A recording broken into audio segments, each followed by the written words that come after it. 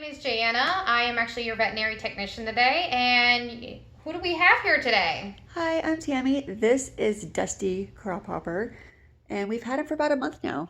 We had him for about a month, and we're actually here to do a educational visit with him today, based on some questions that you had. Yeah, I don't really trust the internet when it comes to animal questions. Animal questions? I'm hoping that I can get some, better insight from, a professional. Okay. And he is a male, correct? Do you know what type of breed he is? Yes, he's definitely a boy. His stuff's intact, and he is a dwarf lion mane. Dwarf lion mane. Okay, good. At least you know some information about him. Now, I am going to take him out of the cage if you do not mind. Now, proper handling. I know you guys probably have some questions about handling, as what I was told as well.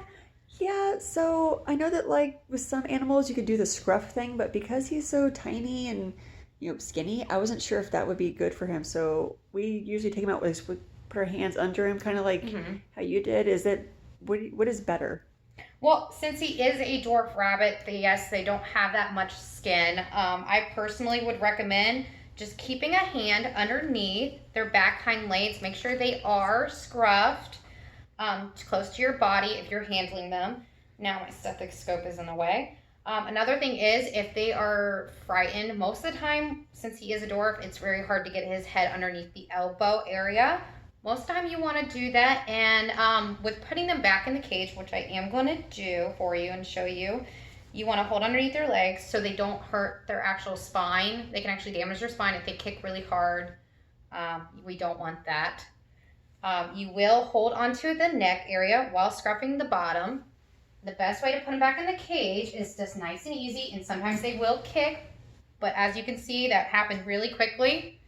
Got a little paper on me. But that is the best way for them so they don't injure their spine. Now, do you have any kids? We do have the two boys, and they love watching him hop around in the living room. But yeah, they tend to handle him pretty well. Okay, so just make sure that they're not scruffing him. He does have a very light, thin hair coat, considering he is a dwarf lion mane. You want to be careful that they're not grabbing him by the skin. Make sure that if they are handling him properly, depending on the age of your boys, they're close to the ground. So if he tends to jump, he'll be close to the ground. Watch that. We've had some people come in with incidents. So I guess a good question for information purposes. I know like rabbits eat carrots, but what else should I be giving him to keep him healthy? So with carrots, they are a very good vegetable. Now to keep their teeth grinded down, which you see probably most famous for Easter. We do recommend their diet being a 50% of their diet is going to be Timothy hay and grass hay, usually fresh. You can buy that in bulk as in a bag instead of buying little fresh rounds of it. Now, another diet with the vegetables, you can feed them lettuce, spinach, broccoli. Just try to see at a young age what they're comfortable eating. I do recommend carrots be limited to 30% of their diet along with the other vegetables like lettuce. Another thing is with the Timothy hay, there we do recommend 50% of that being their diet because it helps actually keep the teeth grinded down. I'm sure that you probably see them. That's why they chew that they do. He's cute and adorable. He's a dwarf. Did you have any other questions pertaining to food wise or? What about like treats? Treats. We do get that question a lot. A lot of people come in thinking that they can feed them unlimited amounts of fruits. We don't recommend that much of fruits. Fruits we actually limit to a 5% of their diet. 5% of their diet actually is based because of the carbohydrates and the sugars based in fruits. We do allow people to do about 2 times per week. You can give them some fruits inside of their food.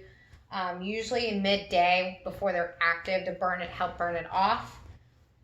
You can also do strawberries, low amounts of berries. You can even do papaya and pineapple juice As a treat, you either soak it in their Timothy hay and it gives them that enzymes, or you can give them chunks of that as well as based for their fruits.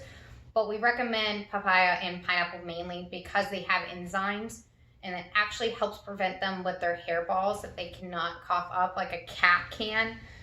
So that actually helps prevent hairball formation inside of the gut.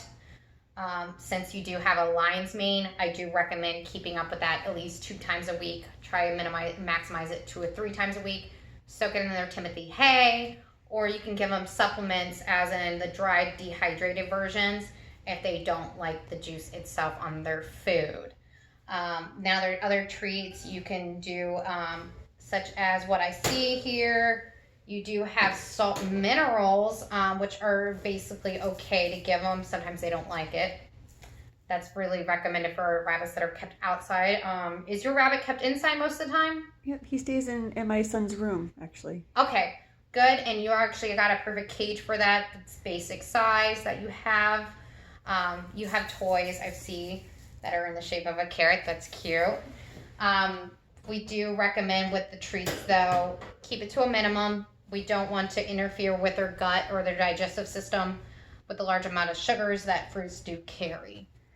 So with the digestive thing, that kind of leads to another question. So last night, I actually saw him eat his poop. Is that normal? Is he supposed to do that? Actually, yes. Rabbits are cecotrophs that they produce. They pass these usually in the evenings and nighttime. Cecotrophs are usually a softer form of feces. What they do is if you notice, have you noticed any abnormalities in their normal feces at all? Or is it just hard like a normal little ball? I mean, I haven't really paid attention to it too much, but if I think about it, yeah, I think sometimes they look a little softer than other times. Softer that when you see him eating it? Yeah, I think so. Okay, so they're called cecotrophs.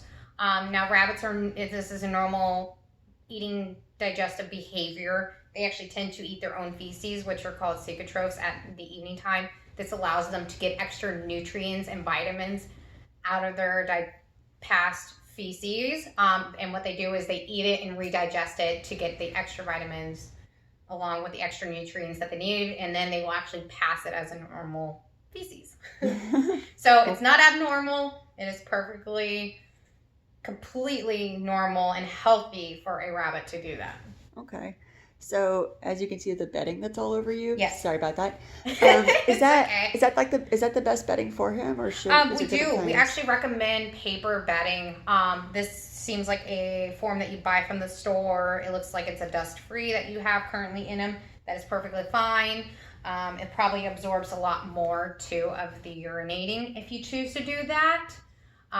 We do recommend it because they can actually cause respiratory sinus problems. If you get like wood shavings, which we don't recommend, and plus the softness of paper bedding and any sort of form, you can do it at your home shavings. Just watch out for the dust amounts, or you can do store bought. Sometimes they have scents. Sometimes rabbits don't like scents, so just get the unplain scented. It actually makes it easier for their feet so they don't damage the bottom of their feet. Mm-hmm. And with that also, it kind of leads into the next thing. So we notice like his toenails kind of grow, but they're different rates. But like how often should we be clipping his toes? A lot of people bring in their rabbits for toenail clipping. Some people do it at home. If you are comfortable with doing it at home, I do recommend putting a light up to their quick so you can see it easily. Have one person hold them properly. You can sometimes even hold them and scuff them on their back end and hold them on their back against your belly while holding their bottom up above their front limbs, and then holding a hand underneath their back hind limbs and roll them onto their dorsal end and actually having someone clip them for you. Sometimes they just don't feel comfortable because of the kicking, and we don't want to injure the animal itself or injure you by getting scratched or bit. You can do that, but I do recommend checking it every month. Some toenails grow longer than others. Just varies on the species. Sometimes it just varies by the animal. And I would probably check that once a month. If so, try to clip them at least once every 2 months. Okay. Um, and I guess like the kids like to have him out and about in the living room, or we don't let him, go crazy around the house. But maybe how often would be good for him to be let out of his cage? I Oh, for exercise. Yeah. So since you mainly keep him indoors, try to let him out every day for 30 minutes, 40 minutes. Sometimes they don't want to go back in their cage, so I would just let him block off an area that he can specifically feel comfortable in. Try to keep it to that area so he knows when he goes to that area, he's like, hey, this is my playtime. A lot of people keep on a schedule, they know it, they're comfortable with it. You don't want to keep moving them room to room to room, then they'll get skittish.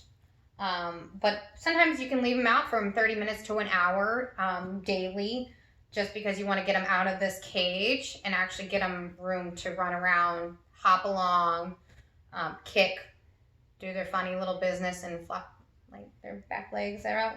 A lot of the time they do like to explore, or they will hide underneath couches. So I do recommend blocking off certain areas. So we have like his cage. What about taking him like outside for some fresh air? What do you think about that? If you do, I do recommend getting an outside hutch. Usually those are a little bit bigger than the wired cages that you will carry at home, the 2 to 3 foot cages. I do recommend, if you do put them outside, to watch them. Make sure they have enough water. Depending on the heat, I would actually recommend it not being in the 80s outside. Try to keep it between mid 60s to mid 70s if it is perfect temperature outside of your house. If so, just still keep an eye on them. Make sure that they have some kind of cool air access hitting inside of the cage. I would actually recommend, if you're going to take them outside just to get some fresh air, probably 30 minutes. Now, I haven't seen anybody put a leash on the rabbit yet and walk them outside in the grass, but if you do, make sure that you take them to the vet to make sure they're in good health of mites, fleas, any kind of bacteria infection in the ears. That's stuff you want to watch out when your rabbit is actually outside in grass or dirt. But if you do take them outside, keep it to a minimum, and make sure they're actually being properly watched at most of the time, or all times. Like, will I need to give him shots or anything if I'm gonna take him outside? Rabbits typically do not need any shots like Bordetella rabies or any of the normal vaccines we give to our dogs and cats. They just mainly get bacterial ear infections, which is the most common. Sometimes they do get mites, fleas. You will sometimes occasionally see, is what I've noticed in my office. Others might experience more, but recommended. We don't give them annual vaccines, so they just get normal shots if they're sick, but there is no annual vaccines for rabbits. Okay. Well, that's all the questions I had. I mean, any other information you think I should know to take care of him? Well, since he isn't indoor, some things like a litter box training. Rabbits are actually easily trained to be litter boxed at a young age. So I do recommend buying a certain type of litter that's, easy access and easy cleanable. You can actually litter train them if you like. I thought it was pretty nice. It's not all over their cage all the time. You just take out the cup and place it out and clean it out. And rabbits tend to like it as well. Their home actually stays clean, as well as, the urination and how strong of a smell it can be. It's nice to have it in one specific area, not in their bedding where they actually like to lay down or, relax.